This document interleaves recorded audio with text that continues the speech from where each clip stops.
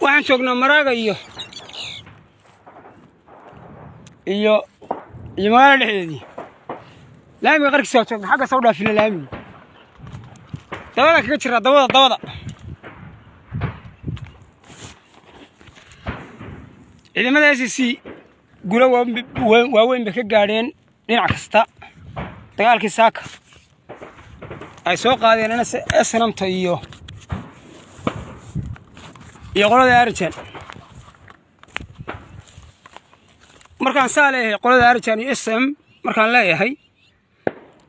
waxaad soo kugu filan laba jeer oo SNM dagaal soo qaaday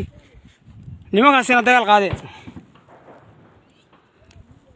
meesha la yiraahdo lixdii bishii waa tii Garowe maalintii dagaalkii bilaabanayay koowaad waa tii Garowe xabadeeyeen habeenkii inta soo bixin ciidanka Jimcaale soo bixin soo aadin xaqan waa tuu habeenkii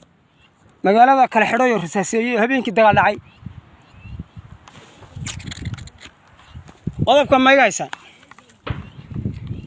maalintii labaadna saaka xalay Jimcaale iyo xasan shiraab gaal ciidankiisii iyo faroole ay hogaaminayeen waxa laga saaray dhinacii ay difaaca kaga jireen Maraaga labada dhacdo waa isku mid lixdii bishii February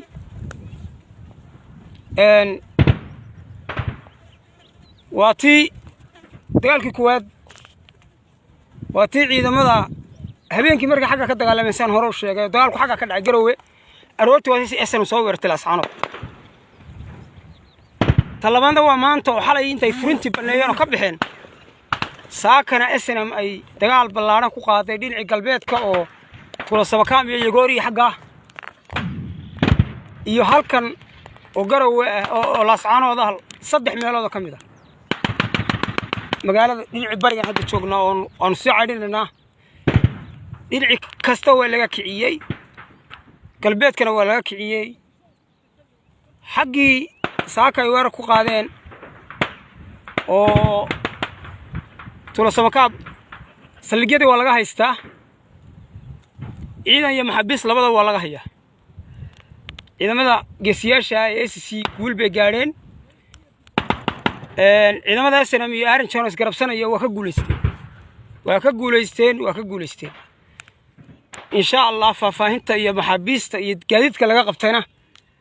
warbaahinta ayaad kala socon doontaan ka arki doontaan aynu wada soconno